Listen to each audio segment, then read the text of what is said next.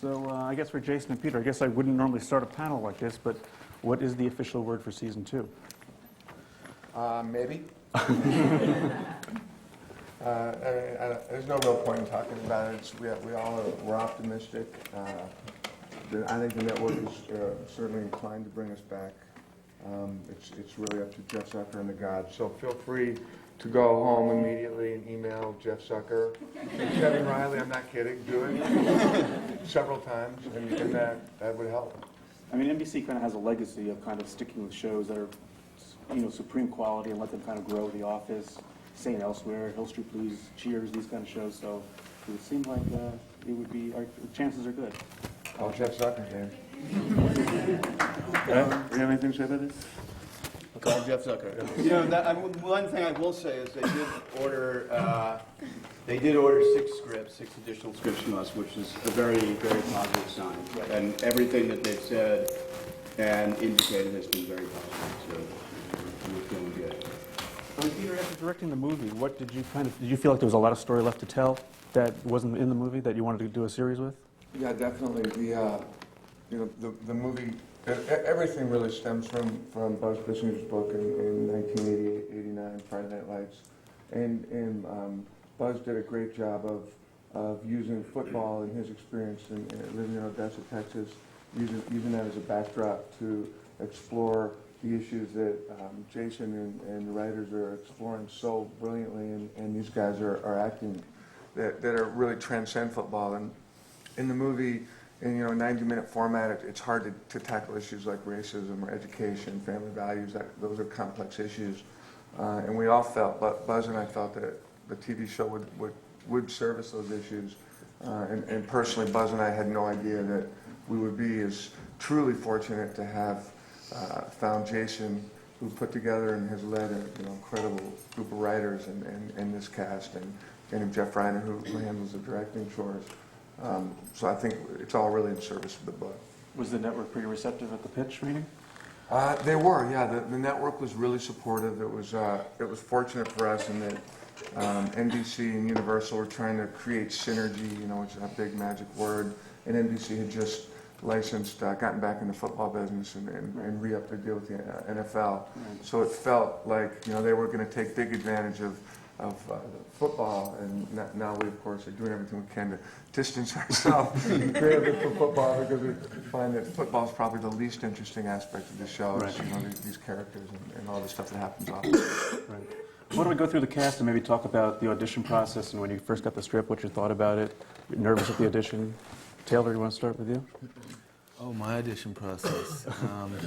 I was actually just finished The Covenant, and I got back, and I guess I was kind of fortunate enough to start with some movies, and TV wasn't really on the agenda, I guess. But an opportunity to work with Pete, and the script was pretty good. His Canadian accent was so overwhelming. There was no way Kevin Riley was like, we can't put that. I'm like, I sat in a small room with him and said, just don't talk. You're very handsome, right? So we had to grind the Canadian out of him. But anywho. Yeah, so I sent a tape, and they got the tape. He watched it, obviously, and I got down there, and we did a bit of improv, like he said. And I remember walking down the hall, and he's like, just do what you just did. Right, going into the room. And he interrupted me, actually, during that. It was in the pilot where I have the speech or whatnot with Street and with Lila, saying, give me what percent, 5% or 1% of every paycheck or whatnot. And so, yeah, we did improv even in the final audition there, which goes to show for the show, just get you ready. Jesse, why don't you go down the line? The audition process was actually a lot less painful than it normally is. Just with the fact that you when you go into an audition, most of the time you're gonna do the scene, they'll give you a few notes, you're gonna walk out, they're gonna say, thank you, and that's it. With this, you really didn't know. I ended up going into the room, met with Peter, and throughout the scene, I was supposed to be looking at the casting director and thinking that she was a witch, and kind of reacting to her doing the scene, but noticing her looking at me crazy. So it was just it was fun to, it was completely different. So it was, yeah. And I auditioned with Linda, with Peter, and then tested twice, and then that was it. So it was fun though. For me, I was in New York doing theater, and it was my first pilot season, and I read the script, and I had seen the movie 3 times. Once with with a girl I was dating at the time, which she didn't get it. So I called my old high school buddies, we went back and watched it, and we had to go see it again. So I was in love with Friday Night Lights, the movie, and I read the script, and the role was just amazing. Pete had actually written into the script that they were operating through the front of Jason's throat, pulling out bone chips, and it was just blood and just it was this really dark and gory thing. But I was truly excited, so I went on tape.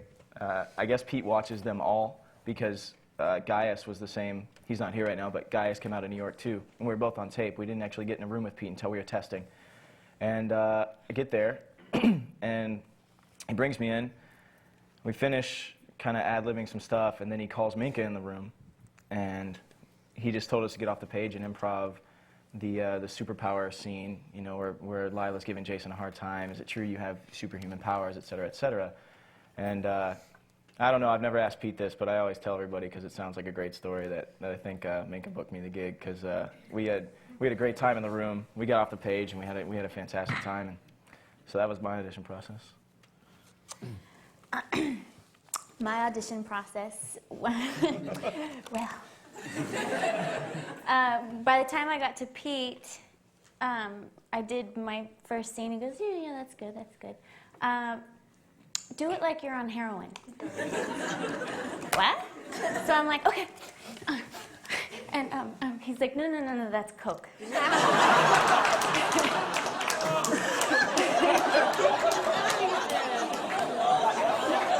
It's true. So I got a little heroin 101. Guess I did a good job, because after that he asked me to do it like I hated the guy, I wanted to kill him. And that was fun. I think I actually spit on the guy on accident. And then he said, okay, do it like you're just a nice, normal girl, just a girl. And I said, okay. And I think then I realized that was when, because I was auditioning for Tyra first, and I think he was like, not so much Tyra. And then I guess when he said just to do it as the regular girl, that's probably when he decided that I was Lila. And then I tested, and then he and I got to have a little fun, and and the rest is history, I guess. And then all of a sudden they thought I could act. Oh. Okay. Hello. They turned it off now. Is it on? You're good. Yeah, go ahead. Oh, okay. They turn my microphones off a lot. But that's another story. My audition process was actually on Friday the 13th.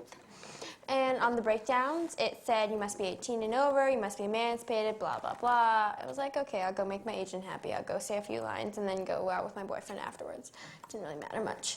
And I went in there and I kind of did it. I was like, blah, blah, blah. And they're like, oh my God, okay, well, can you do it again? And I was like, okay, blah, blah. And then I read for Linda Lowy, and she was like, you're great. Can you come back? And I was like, I'm not 18. And she's like, it doesn't matter, just come back. So I came back, and I was like, okay, whatever. And I hadn't even seen the movie, actually, I'm sorry. I hadn't read the book. And I met Pete, and I walk in there and ready to see my blah, blah, blahs. And he's like, so what pisses you off these days? And I'm like, excuse me? He's like, what just gets under your skin and pisses you off? And I'm like, gas prices? Because everybody can agree gas prices are through the roof. They were back then, they are now. Nobody likes them. And then somehow... I couldn't even drive then, yeah, really. And I tested for NBC and Universal and ended up getting the gig somehow. So that's my audition process.